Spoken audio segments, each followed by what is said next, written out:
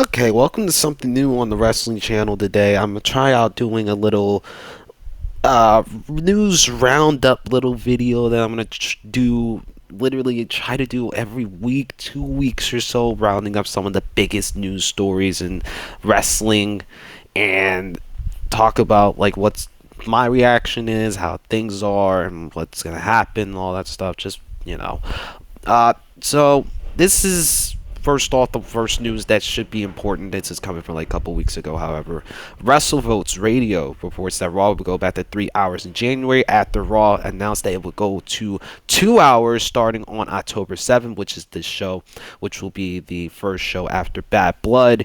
Obviously, a huge thing going on in WWE right now in terms of hours and shows and everything moving around. Raw and SmackDown are currently going to be on the USA Network. CW is about to get NXT starting next week, which should be it's going to be insane. Premiere on the CW got Julia versus Julia versus Roxanne for the women's championship. Ethan Page versus Trick Williams for the NXT Championship with CM Punk as the special referee. Obviously, this huge coming weeks for WWE, and also just all in all, just major in terms of Raw going back to 3 hours and cutting down on the 2 hours from 8 to 11, and possibly going to 8 to 10 instead of 9 to 11, which was the old time slot before they switched to the 8 to 11 time period in WWE in 2012. Raw 1000. That's what it was. Huge. It's very huge. The next news, as of, which is what I was talking about beforehand, as of now, according to, again, WrestleVotes, which has been one of the most reliable sources in wrestling, as of now, the word internally, it's that SmackDown is going to 3 hours on the USA Network in 2025. It will only be for 6 months. After 6 months, the show will go back to 2 hours. This was on September 20th, forwarded by PW Chronicle from WrestleVotes Radio via SK Wrestling, which is Backstage Pass, another exclusive. But 6 months of 3 hours of SmackDown is wild. I can hardly get through 3 hours of Raw at times. Hell, I can hardly get through 2 hours of NXT. 3 hours of SmackDown. God help us. That might be insane. That is insane. Who knows how they're gonna fill up that 3 hour void? And of course, Raw going back to 3 hours in after 2024, which should be wild. I don't know how they're gonna do this. It's just gonna be so insane. It's just gonna be insane. Who knows?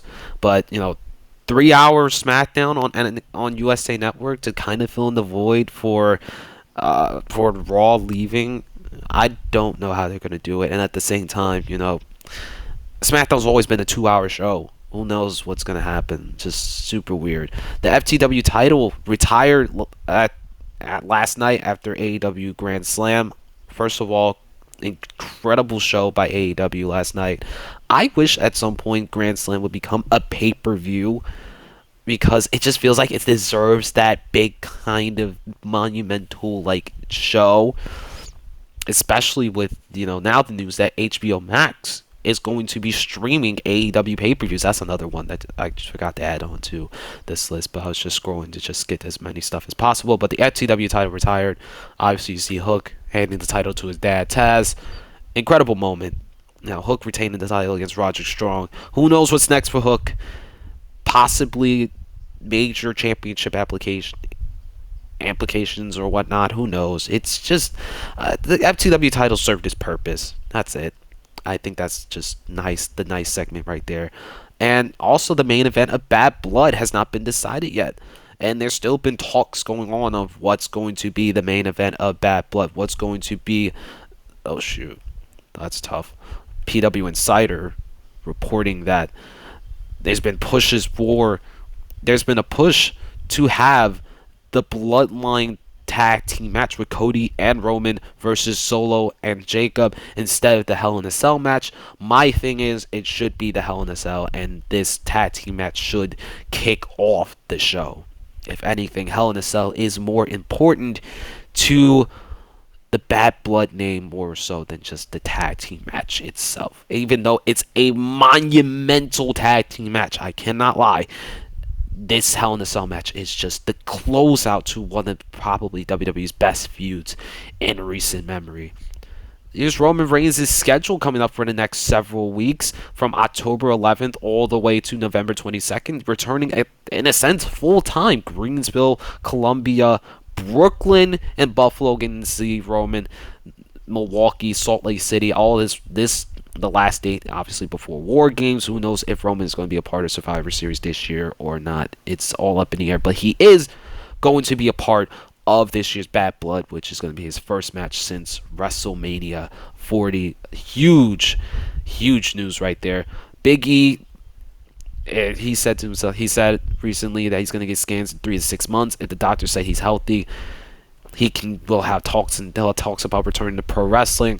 All in all, if Big E doesn't return, it's not a big deal.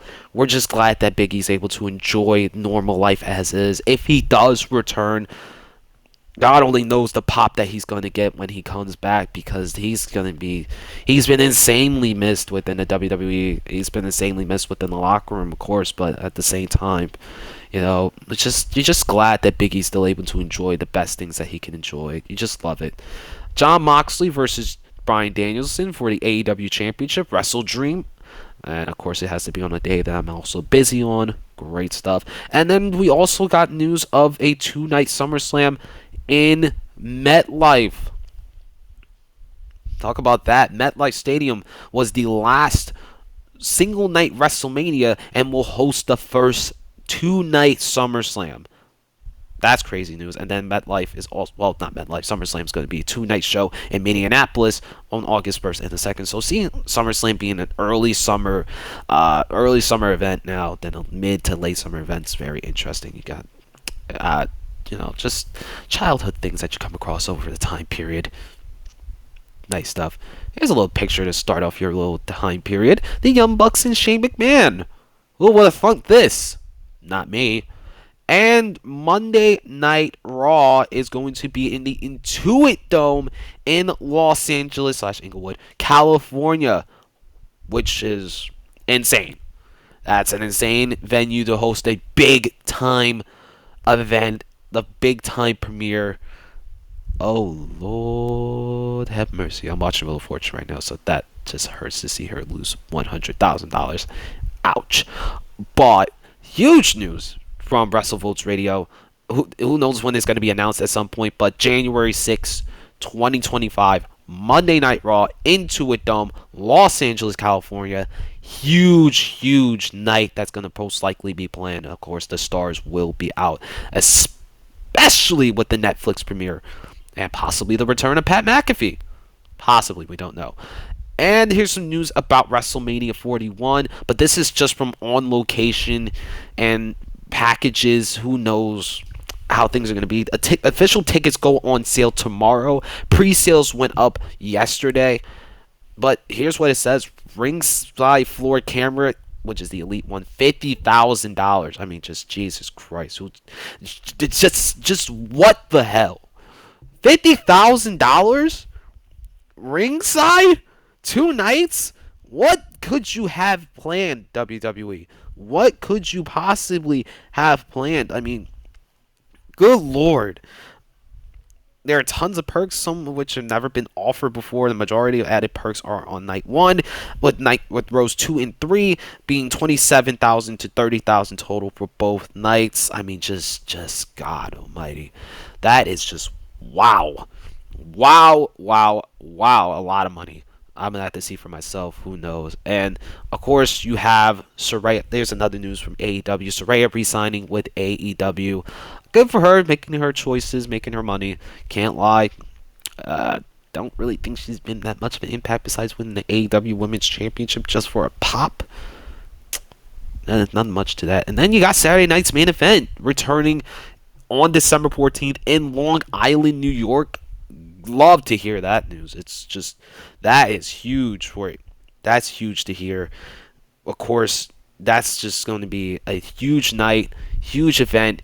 You can't wait to see it. And of course, you see the tickets are on sale now. Just huge, just huge on NBC. Big time night for WWE, especially. Just I haven't seen Saturday Night's main event since 2008. I will remember it clearly. The main event, Jeff Hardy versus Edge, with Edge winning via a spear. This was before the Great American Bash, and Jeff Hardy had just returned not that long ago. He was just drafted to SmackDown. Here's some other news. September 17th, Randy Orton versus Javon Evans, CW in St. Louis. It's going to be in the factory. They changed the location from the factory to, well, from the Enterprise Center to the factory. Makes sense, you know. Oh, crap. Keep doing that all the time. And then you also got AEW Dynamite celebrating its 5th anniversary next week. Ricochet versus Osprey. Yeah, that makes sense. Big time seller for that. And then you have Ken Shamrock signing a Legends contract with WWE. The first time he's been with WWE since 1999. Huge to hear that. And also, yeah, you got Raw moving to Netflix at an extra hour to Friday Night SmackDown. And then, you know, just other stuff. That's it. That's pretty much it. Here's a Michael Jackson Thriller because it's that time of period again. And Jeff Hardy is living his best life. You just love to see him just have fun. Yeah, that's fun. Other than that, that is pretty much all the news that I can probably find and get corrupted around. Big stuff happening in the world of wrestling. Hope to keep you guys updated. Peace and love, everybody. Enjoy your week and continue to smile and enjoy life.